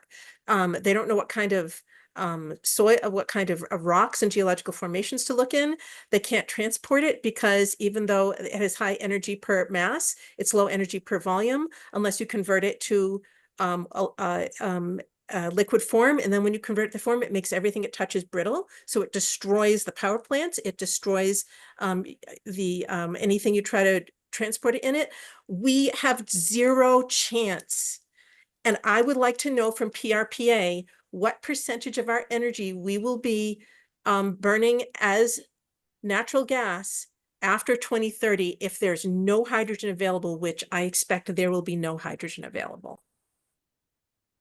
So we expect that by 2030, based on our plans, we will be 85% plus renewable, 85, and then the remaining will be natural gas or hydrogen. In 2035, it becomes available. So we'll get to 85% plus renewable. That's our target.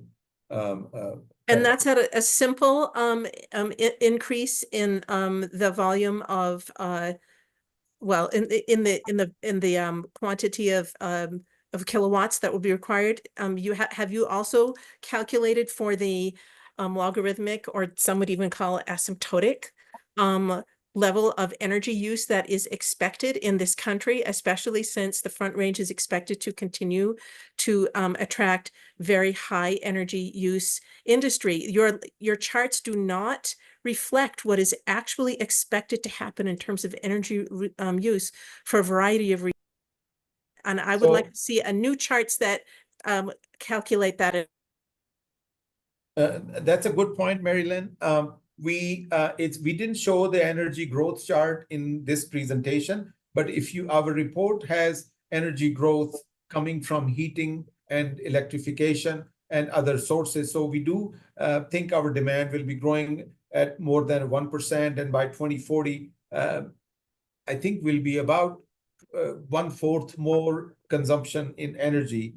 And so we are building a plan. We'll continue to add new resources to meet that growth in demand.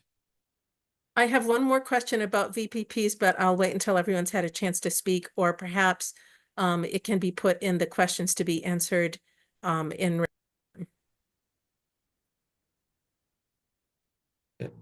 Daniel, did you have another?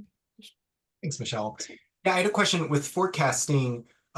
If there was any effort on y'all's hand, or is it something Longmont would do, but essentially forecasting cost to consumer changes over the next decade. I know energy prices are kind of a burning concern for a lot of people, but I'm also thinking specifically about Longmont's plans, low income and housing affordability plans. I think a forecast on energy costs would be useful to those programs as well. And so I was just curious if forecasting cost to consumer is something that's in the works or already done, or something I just don't understand and need input on.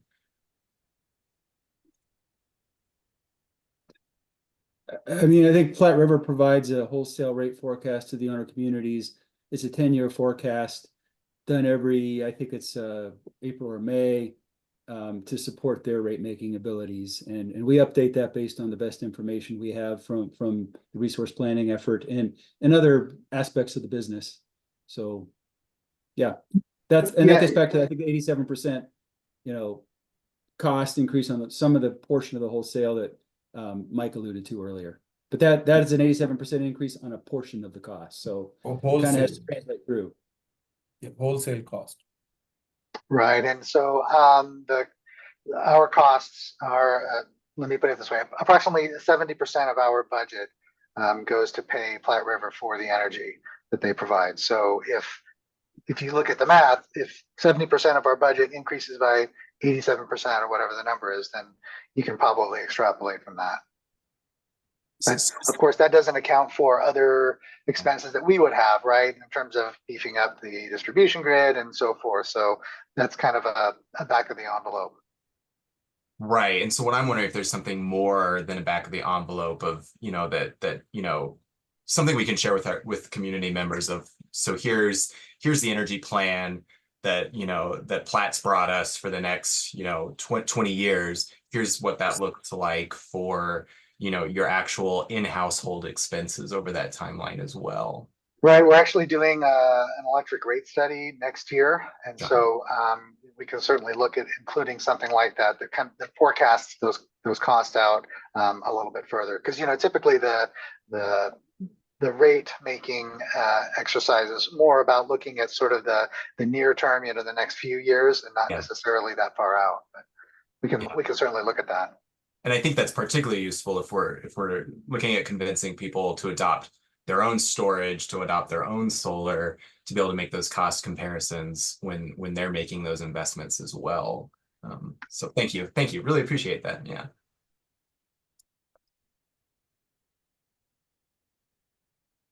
Ethan? Yeah, another thing I was looking for in the IRP that I didn't see was a chart showing the future energy balance sufficient to meet demand. And your 2020 IRP had a chart titled Future Energy Balance Without Carbon Emitting Resources. And of course, that showed that your output would not meet demand. And so I was looking for a chart that would show that the new resources coming online actually would meet demand. I didn't see that in the IRP. So I think in the document is the figure 52. Paul Davis and I, we reviewed it. Paul, is that the 52 or some other chart? It's kind of similar, showing how we are meeting the demand. So we have something similar to what we showed in 2020 to in 2024. I thought I recall, Masood, that we determined that we didn't show such a graph, that we could produce one, but we didn't show it. But isn't that what we? Okay, I'm sorry then. Maybe we produced in some other PowerPoint, and maybe I'm confusing with that. That was it. That's what. Yeah. So we have produced that chart, and but it's available. We certainly will have a follow-up with that, and we produce the show in a Q&A. Yeah. Thank you.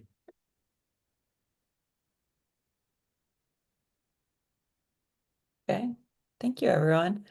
Just want to make sure we're getting to our other items, but we have all of our answers, our questions answered. Mary? Yeah, I'm just going to take a moment to ask my question about VPPs.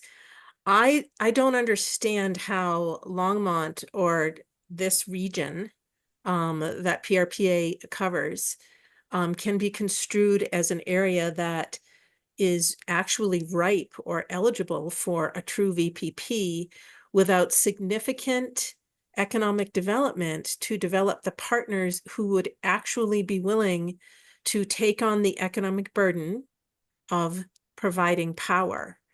50,000 nests and car batteries, electric car batteries, is not a VPP. We already have a system for folks who want to contribute solar to the system. I know that it's primitive and it's limited, but and also the number of the level of adoption that's expected in the next 8 years seems highly unrealistic to me. I know that it's a fancy concept, but if you look at the VPPs that work, like in New Zealand and in Germany, there are independent energy producers and they're motivated to produce energy in the community. And I don't see that incentive set up in any of these partner cities or in the state, unless there's something I'm missing. I really like the question, Mary. We've had the opposite question from many of our other stakeholders saying we haven't included enough VPP. They said our forecast is too low. So I think this shows sort of where we're at with this technology. It's new, and there's a lot of things that have to happen to make it work, and we agree on that. In terms of the adoption of EVs, our forecast is in line with the state's forecast and might even be a little bit lower than I think what Longmont's thinking. So there's lots of room for debate and discussion about adoption of EVs, but we think our adoption of EVs is about right. We've assumed about 40% of people that have EVs will participate in a program that saves them money. So I think that we're on good ground there. We have other stakeholders that have reminded us, and I agree with this, that you got to think about how big an EV battery is. Sorry, my main question wasn't actually about EVs. It's about the fact that we don't have power providers. We put EVs aside for a second. That's always going to be a tiny, who is actually making the economic investment to provide power on the commercial scale that would actually make a VPP relevant? Well, I think our definition of a VPP is a flexible resource. That's what we need. I think Masood talked a lot about what we really need is a dispatchable, flexible resource. Well, that's a DER, right? That's a DER, Yeah. not a VPP, though. DER is a part of it. It is a VPP is a collection of flexible, dispatchable DERs. And so it is the goal of our VPP is to help make all the renewables that we're bringing to the system work, whether they're the behind the meter customer solar, whether it's utility scale solar and wind. What we really need, our challenge in making a non-carbon system work isn't the quantity of renewable energy, quantity of power. It's aligning that quantity of power with when people use it. So that's the concept of the VPP, is how can we get some flexible loads to make better use of all the renewable power and close that gap. I'm talking about the cost of adoption of the software and the training and the retooling of the grid to make a VPP viable. It's only viable the way I understand, and I've been reading on this for several years, and again, talking to power plant engineers and people who plan regional power and who create the standards for these things. It doesn't seem like it's feasible until you get to a certain amount of producers. And you need some who are going to be at a certain scale, because otherwise there's just too much investment per the kilowatts that you get a return. And I don't see that in this area. And I think a lot of it's because folks don't know what a VPP is or the difference between a VPP and a DER. And the cities don't know how to plan for this economically. I'm giving you my opinion on this, and I'm asking you if there is any plan to incent in any way the bringing on of other power producers. Yeah, again, I think we've forecasted 20% growth in that power production via solar. That's growth we see. We currently see 20% growth a year, and we think that will continue. And so I guess it sort of challenges the notion that there isn't investment. There is investment happening, and that's pretty significant growth. So I'm not sure I'm understanding what you've read. If you have some articles and you want to send them our way, I think I'd be happy to take a look at them. I do think that a lot of the articles I read in the press about VPP is recognition that utilities need to make investment. We need to get our systems in order.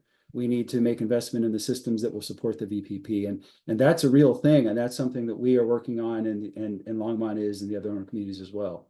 But I'm not really aware that there's a severe challenge to DER adoption, solar adoption. Those things are happening. But I'd be happy to look at anything you have that would inform me more.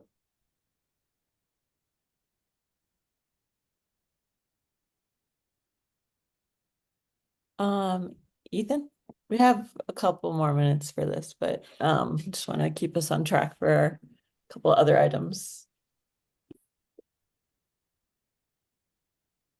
Oh, you're muted. Sorry about that. This is my final question. Wonder if you've considered the possibility of keeping rawhide going post 2030, but reducing the dispatchable output to the bare minimum that would be required to keep the plant running. That way you would reduce the carbon emissions, but we would have dispatchable capacity in case there was, for example, a dark calm event.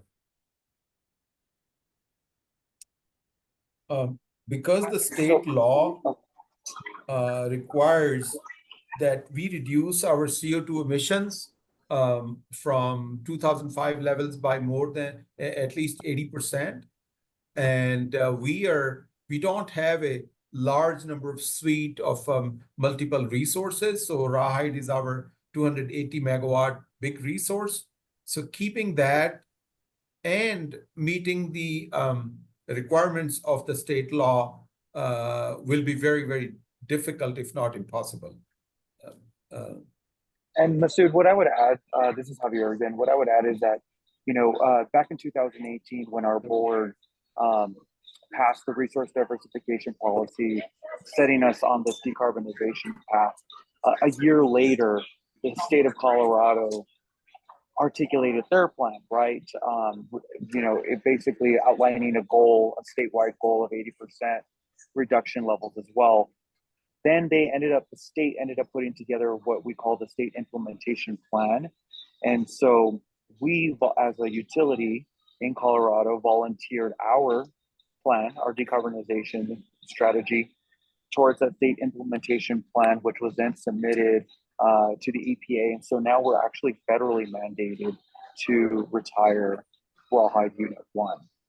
And so at this point, there would be no option to keep Rawhide Unit 1, our coal-fired generation unit, open and generating power. So by the end of 2029, we will be retiring that facility, which is why we're outlining a path that would allow us to basically replace all of our coal-fired resources, in addition to the other two coal assets that we are part owners of out of Craig, to be replaced with all the renewable integration and then backing that up with the dispatchable capacity. But I would add just quickly, Ethan, is that since we've entered into the market a year ago, we've been basically, for lack of a better other term, teaching ourselves as a utility to work dynamically with the power market, responding to the market. We are slated to joining SPP, Southwest Power Pool's regional transmission organization's West Market, the RTO West Market, in 2026. And so we've actually been adding more flexibility to our coal unit, to Rawhide Unit 1, so that way they're able to respond to the signals of the market. We've actually been able to get Rawhide Unit 1 to run at the lowest of 80 megawatts. That you don't hear of a coal unit running below 100 megawatts because you risk functionality and some maintenance vulnerabilities on it. So, but we've been able to make some modifications to our Rawhide unit to become flexible. But all that to say is that we will be retiring that unit by the end of the decade due to federal mandate. Cover that.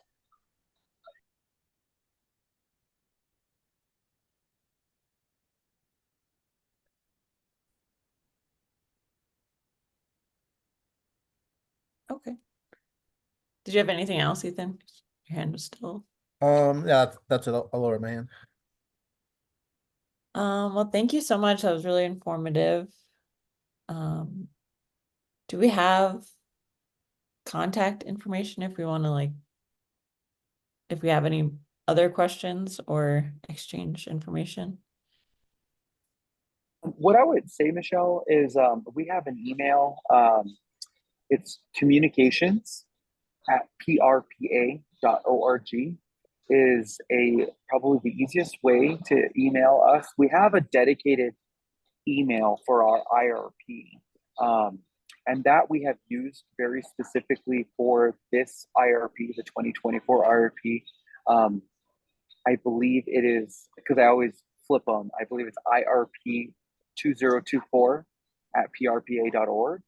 And that contact information is found on our website underneath the IRP. However, what I would also add is that your team over at LPC is always in constant communication with us.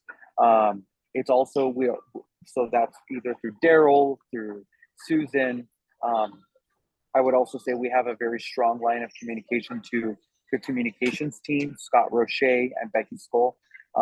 So any questions that you all send to council, to staff, they know exactly how to send that over to us. So any method of communication that you currently use, I can guarantee it will be very effective in getting to Platte River.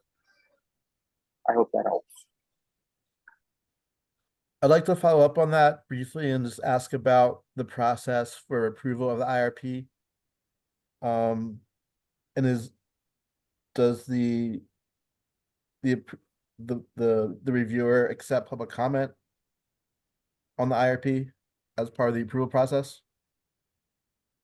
So I'll just very high level offer what that process is.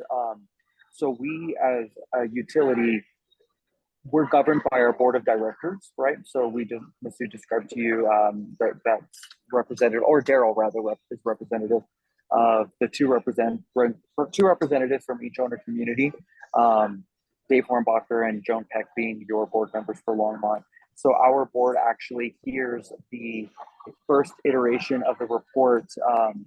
They heard that back in May at our May board meeting, and then we were offering a recommendation to the board at that time, and then at a July board meeting, which I believe was July 28th. Thank you. Yes, it's the last Thursday of July. I can't recall the exact date off the top of my mind, but our board went ahead and accepted the recommendation by staff, which was the recommendation that you heard this evening, and they unanimously voted in approval for that IRP. So that gives direction to staff to then submit our IRP to WAPA, the Western Area Power Administration, who requires us to complete this IRP every 5 years. We're doing it every 4 years because of the accelerated pathway that the resource diversification policy has put us on towards 2030. So we've upped it by a year. We anticipate doing the next IRP for 28. So all the review by our board has been completed. Right now, WAPA is in the process of going through their what we call a checklist. That checklist can be found on their website. It basically goes through all the different elements that they are going to measure a utility's IRP against, at which point they'll come back with a decision on whether they'll approve it. What I'm unclear about, Ethan, is how long that process takes. Masood, I'm not sure, being part of the 120 IRP, days. It's 120. Okay, thank you. Appreciate that, Mary. And regarding WAPA, is there any process available for public comment or public hearings as part of their review? I'm not Masood, aware. do you know of it? No, I'm sorry, I'm not aware of that WAPA has, because we filed in 2016, then in 2020, we filed and they approved. And last year, every year we have to follow up with them, like how we are implementing the plan. And last year we filed, they had some follow-up questions, and we responded to them. It was satisfactory. So I think it's a two-way dialogue. I am not aware of a public process that they follow. What I would say, Ethan, is that WAPA expects the utility to complete the public engagement process, and so we actually have to submit. Yeah. I think your computer froze for a minute, so I think the requirement in the IRP is, did you give details of your public engagement? And we provided those details in the report. Apologies, I'm working off of DIA Wi-Fi at the moment. And would you be willing to do another community listening session in Longmont? So what I guess we would need to just have a better understanding of what kind of community meeting you would be looking for, Ethan.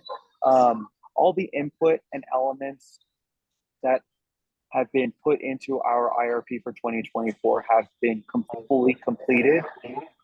We have wrapped up this IRP and have submitted it to WAPA. So what we have submitted is what will stand unless WAPA were to come back and ask us to make revisions or revisit some elements. But we are absolutely always happy to go out to all of our owner communities, including Longmont, to present on this information. We will actually be talking about how we're going to continue engagement across the owner communities to push more education on these new programs. I think it was Mary who brought up that point of there's a lot of need for education around DER, VPP, what the customer participation will look like, what the relationship will look like between Platte River and the distribution utilities like LPC. So all that to say is that we're absolutely always going to look for opportunities to engage. But with this IRP, has been finalized and completed, and now we're just awaiting WAPA's word on their acceptance of it. Javier, I asked City Council a couple of weeks ago this question about why they approved the your IRP, considering what seemed like science fiction about hydrogen, and they said we don't understand any of that. We rely on they said this. I'll send you the links to where 2 city council members said this. We rely on the smart people at PRPA to explain it to us. So it seems like there's a little bit of an echo chamber of approval going on here. And I would like to bring in some of the people that I've been speaking to, who, as I said, are world-class developers of standards for power plants, power plant managers, and geologists, and other life scientists who don't think that that part of the plan is at all realistic. And I'd like them to be able to come to a listening session. Mary, I think I would love to look at that council meeting. I can't recall it off the top of my mind, but what I would quickly say is back to what Masood had mentioned earlier. We understand that there's a lot of activity going on in terms of transitioning utilities on this decarbonization path, and so we were very intentional with the vendors and the experts within the industry that helped guide our resource planning, and so I'm essentially reiterating what Masood had already spoken to at the top of the meeting. But like Paul said, any resources that you have, we're always willing to take a look at them so we can see maybe it's information that we have not yet checked in on. That would include speaking with these experts in, say, a town hall listening session. And I just want to add to what Javier said. So, our assumption on hydrogen is 2035. We will be updating the plan regularly. So if the technology evolution is not as we expected, we will update our plans accordingly. But we are not assuming for 2030, which is the goal year, that to be hydrogen or long duration storage to be available. Yeah, right now our resource plan it's a 20-year forecast with more of a tactical plan for the next 5 years, because again, WAPA asks us as a customer to do it every 5 years. What we're doing is our board has outlined a path of 100% by 2030. And we have been very transparent with our board that while that's the goal, technologies and realities won't allow for a clear pathway without sacrificing that reliability factor to get to 100% by 2030. So what we've done is develop this portfolio that not only gets us to 80%, which has not only been our goal, but really the entire state's goal, but we're going to exceed that. But to Masood's point, because we revisit it basically every year, our resource planners are consistently working on this. It's a very dynamic process, but we'll actually articulate a more formal IRP plan, which will kick that off roughly around 2026, and then to be finalized in 2028 when we resubmit that.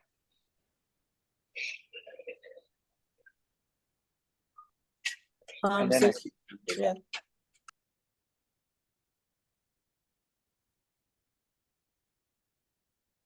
Michelle, Sorry. so we can move on. Can I recommend that further questions be compiled by the board, as we've done in past years, to be passed on to PRPA to answer for us within an agreed upon time frame? I'd like to make that motion.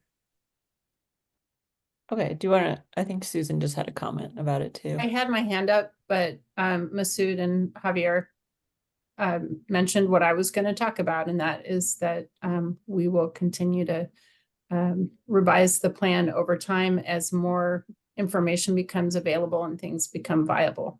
So that's all.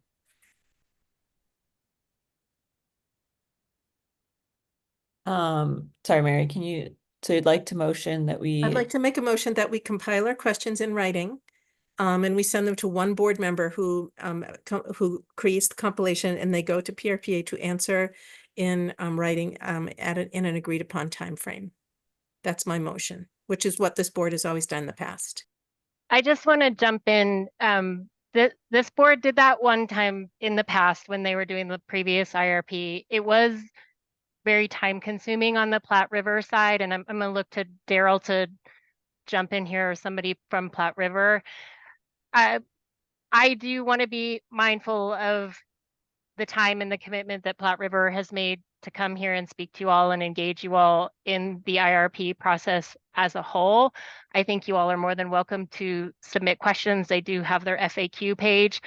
I'm not sure about committing to them to answer all of those questions in a certain amount of time, because they have their process that they also need to follow. And I think for this board, your role is to advise city council. And so based on the information that you all have, if you wanted to submit something to city council about your perspective regarding where the IRP is at, that would be the course of action for you all to take, I think, at this point in time. And then that's going to be city council to do with that what they will, given the role of the board of Platte River, is my thought on that. But please, Daryl, jump in, or Masood or Javier, feel free to correct me if I'm wrong on that. But I want to be mindful of spending a lot of time on that if this process at this time frame is more or less completed.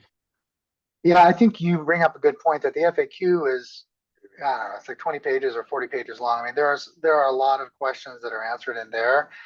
So that would probably be the first place that I would point to, just to see if maybe the questions have already been answered in there.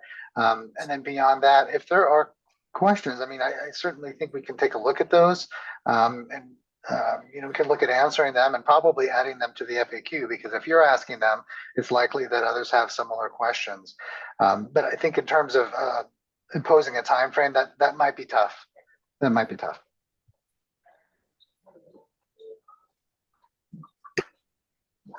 I have nothing else to add. I would, so thank you, Lisa and Daryl. I would definitely mention that. I think our FAQ is a great resource. We have received an array of questions as we've been, once we've completed the IRP, we're going back to each community to present essentially the results and the information from this IRP. And we understand that there are questions, and absolutely aim to provide as much more additional information as possible. But we lean very heavily on other staff members to complete these questions. And so we want to be sensitive to the other work that they have now that we've completed the IRP. So I would be cognizant of more flexible on the time, but know that we're going to put as much effort as possible to get information and answers provided. And just really want to say and reiterate, thank you all so much for the opportunity. It was great to be with you all months ago in the middle of our IRP process, and it's good to be back with you all here once again. And apologies if my audio was not very clear, but glad to be with you all again. And thanks to the PRPA team and LPC. Appreciate it. Thank you all. Yes, thank you. Yeah. Thank you so much. Thanks, everyone. Yes, Ethan? Yeah, appreciate your time today, PRPA folks. Thank you for coming to speak to us. And following up on Mary's last point and what Lisa clarified, I'd like to make a motion that we submit a letter to City Council outlining our concerns with the IRP and recommendations moving forward. And if we can do that by email to work on that letter, I think that would be great, because I think we do have other stuff to cover in this meeting. We should move on as quickly as possible. I'd like to, yeah, I'll respond to that. To just, I don't have concerns. And so I think we need to address that assumption. And I think part of it is actually the feedback on community engagement is maybe something that's feedback for ourselves. If I'm seeing, over a dozen community feedback opportunities leading up to today. And I guess, for me, what I'm wondering is how in the future we can make sure that we are doing our part to make sure the community is aware and engaged in those opportunities. If this is the second time this board has engaged with the IFR, sorry, a lot of acronyms today, the IFP process. I'm kind of curious why, getting the right experts, community members, were raising those issues now after it's over, instead of in advance of the community events and making sure those folks get there. And so, for me, what I'm wondering is if there needs to be a little brainstorm here for us to explore how we can support that process, as they're telling us there's a lot of development opportunities in the future for this process. They're continually getting feedback. And so I'm wondering how maybe we can plug into that a little bit more to fulfill that role with the community.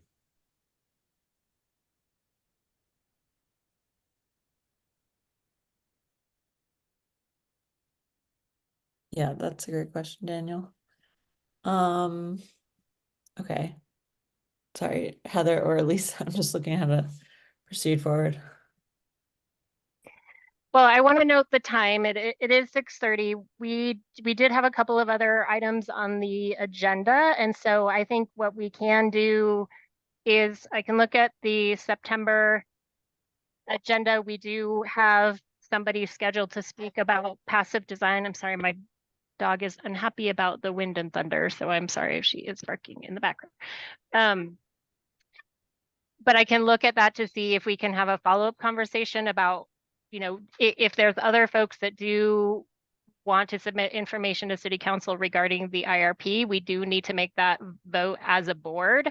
Otherwise, you all, again, are free as individuals to share that information, via City Council or through Platte River or LPC, in any form you choose. But I would want to make sure we have time for that conversation without keeping you all too much later today. So I would propose to push that conversation to a future agenda, September, if it's possible. And then we also have the follow-up conversation on public invited to be heard, which came up at the last meeting. And so we can also look at that for the September or future agenda. So that's what I would propose for handling what came up today, and knowing that that also is on the agenda. I would like, if you all are okay to stay a couple of extra minutes. We are trying to get the mid-year report to City Council, and we did want you all to have a little bit of opportunity. That was submitted to you in your packet. But if you have feedback and we can take a couple minutes that you all can share that would be great. If you all need to jump off and we need to push that to September, we can just share that with City Council that might be coming a little bit later than anticipated. Do we need to do a Before we move on to the vote next part, on what Lisa, we we said do just have a at the- motion that is on the table, so we either Oh, need sorry. to have a second or withdraw that motion before we can move on. I would like to second Ethan's motion with an amendment that we have a conversation, that I would like to combine Ethan's motion with what Lisa just said and say, I remove that we have a discussion about how to give feedback to City Council at this point. So since Ethan is the one who made the motion, he is the only one who can amend the motion. So maybe Ethan, you could. I accept that as a friendly amendment. I guess you would restate it.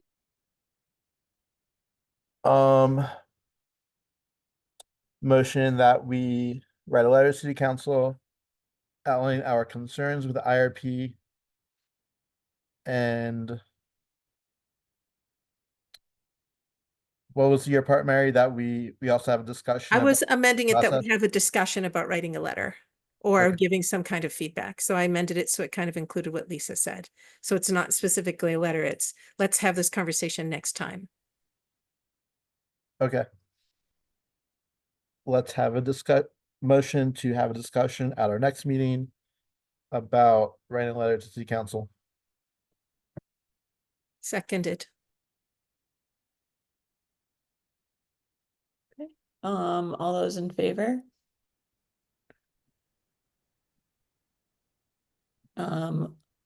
All those not in favor? Okay, and no one's abstaining. Okay, So since it is 4-2, the motion does carry and we can put it on next month's agenda. it's just a discussion about if we want to write a letter. That's correct, yeah. Okay, I just don't want us to get too full for September, but we can always check the agenda. I Yes, do we have also to have- jump here soon. I have to jump soon.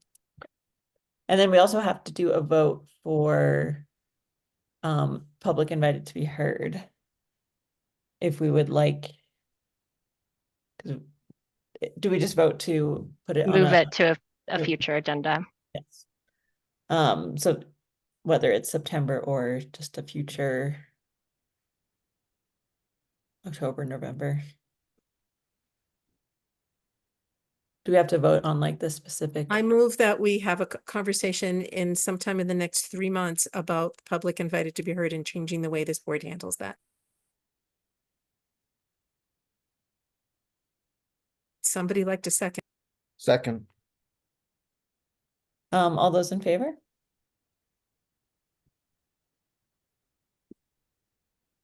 And all those opposed? Okay. And no one abstaining. Okay. So then that will pass as well. And then, so do we just want to have the quick discussion about the updates? Yeah, if we can, and Mary, if you need to jump off, please do so. We still have a quorum, so. Thanks, Mary. Go ahead, Francie, sorry. Great. Thank you, Francie Jaffe, as Sustainability Coordinator. Given the limited time and since the report was in the packet, I'm not going to pull it up and walk through it as I normally do, and just planning to check in with you all if anyone had feedback that we could send to City Council. As detailed in the packet, we develop biannual reports on both the Sustainability and Climate Action Plan, and this is really a summary highlight. The full details is in our new Longmont Indicators website. So we just pull out highlights to include, and part of when we send this to City Council is we include general feedback and comments that the board had on the report. So I'd just like to open that up to you all. Can I ask a question? Sure. This is my first one. So this report, it goes to City Council. Is it distributed any way to other folks or the community generally? We usually share it in our quarterly sustainability newsletter and as well as on our website.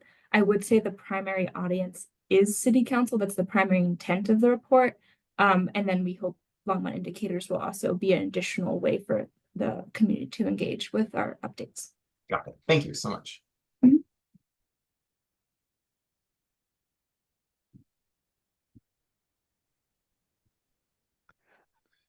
So I just want to say, Francie, thanks to you and your team for pulling this together. I know it's no small effort to put it together.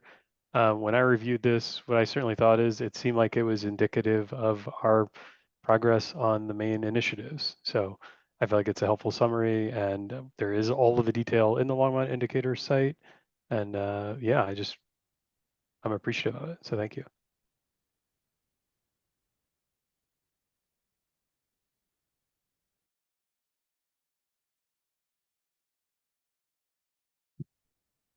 Yeah, I didn't have any feedback, just saying thank you for the very interesting update.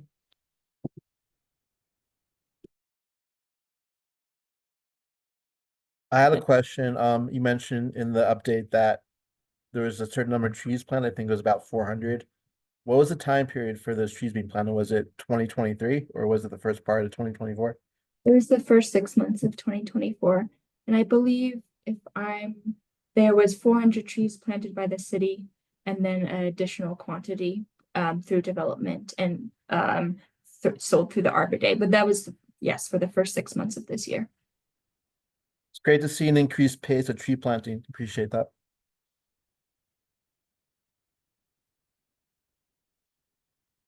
something I was going to note, and I don't know that it's necessarily even feedback for this report, but is maybe, some kind of compiled section, since this does go to city council, specifically of any everything from roadblocks to challenges that the sustainability initiatives are facing in the city. And I think, and they're kind of, to be fair, I think it's especially the indicators website is really good at communicating with that. But I'm wondering if in a consolidated way of saying, like, in this period, a number of hurdles we face this go around were XYZ.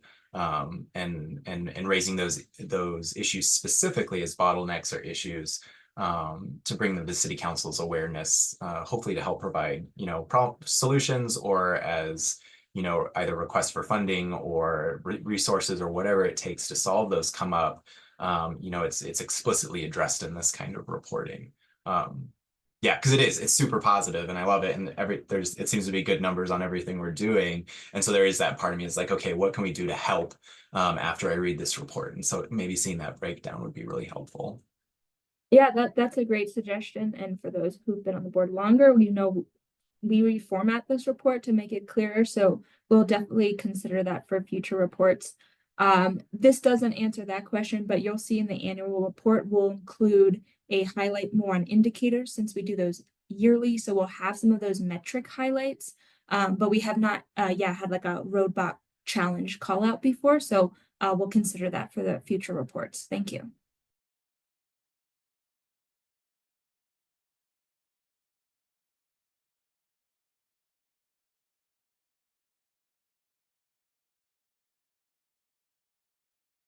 Great. Well, if that's it, thank you all for your feedback. Hopefully the next time I can present, we can spend a little bit more time and we'll compile all of that feedback and include it when we send this to City Council. Thank you. Francie, do you need a vote from the board that they approve the report? I don't think so. I think we just Okay. gather feedback. Thanks, Lisa.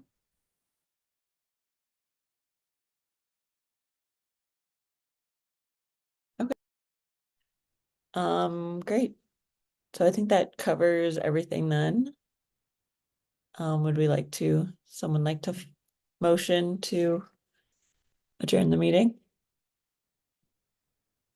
So I'll just mention that I was supposed to give an update on Yes. the regional initiative, but I'm in Washington, D.C., where it's 8:45 now. So I might ask Lisa or Heather, I could write this up and just submit it, or I in a few minutes I could do it at the next meeting. But I think because of the lateness of the hour, this is not pressing. So Lisa, you could shoot me an email or tell me right now if there's something you'd like me to do, or I can simply take my notes and go over it at the next meeting. Yeah, if you want to send a brief write-up, Ralph, we can share it with the board ahead of time, and then if there's time on the agenda next meeting, we'll set some time aside. And I'm sorry that I forgot about that item, so thanks for the reminder. Yeah, no problem. I mean, I can send the report and then we could just have time if anybody has questions, and otherwise we wouldn't need to do anything. That sounds great. Thanks, Ralph. Thank you. Then I would like to make a motion to adjourn. I'll second that, Ralph. Okay, all those in favor? Okay, great. Thanks so much, everyone. See you next month. Thanks, everybody. Thanks to all Have a the good night. staff. Thank you. Thanks, y'all. Have a good night. Take care, y'all.